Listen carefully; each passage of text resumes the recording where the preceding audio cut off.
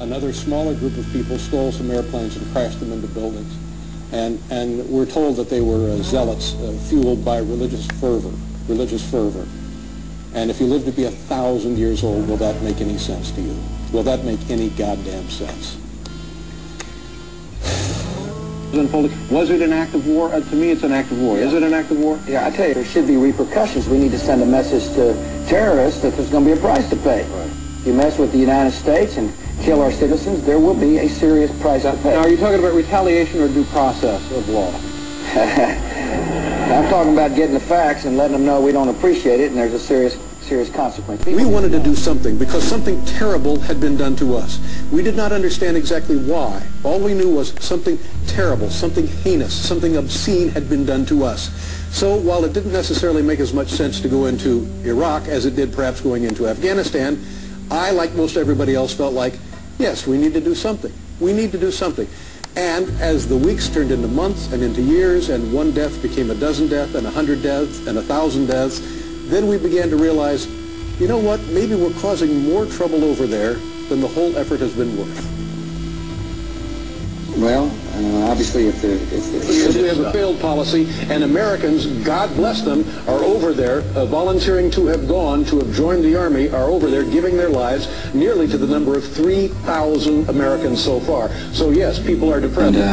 But we can't have a timetable that suits our needs. We've got to be patient. What I would like would be for Americans to stop dying and for there to be stability in that part of the world.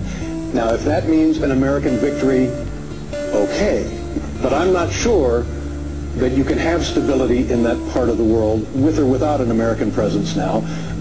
So I would do whatever it takes to stop American society. I do understand there's a lot of religious tension, a lot of history, a lot of pent-up frustration.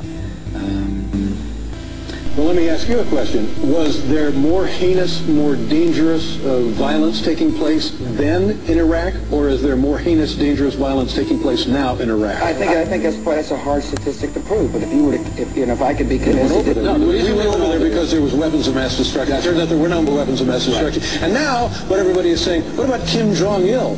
Not only are we guessing that he has weapons of mass destruction, he's saying, hey, look at me, we're setting another one off. Come on over.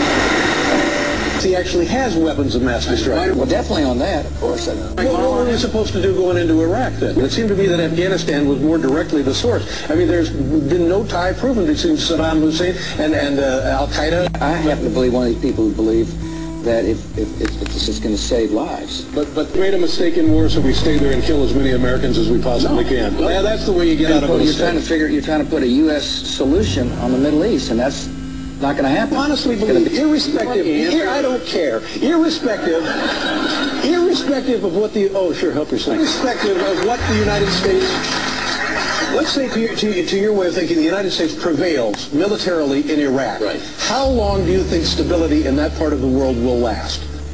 You know, I don't know. Yeah. Would it have been worth it? Listen, we got gas up there. Yes. Is that going to happen? Is it going to be stable for another 1,000 years? I would hope so. I would hope so, but the frustration is now boiled over into violence. It looks to me like the country is going to fall apart anyway, regardless of what people do. Do you think stability will prevail over there? We need to. Either that or we're going to be dependent on foreign sources to cruise oil. We got a lot of automobiles. Yeah, but you know what I'm saying? It's all about oil. That's why we're there. Big deal. The Arabs have got us over the barrel, so to speak. We're importing 57% of our crude oil. We don't have enough refining capacity.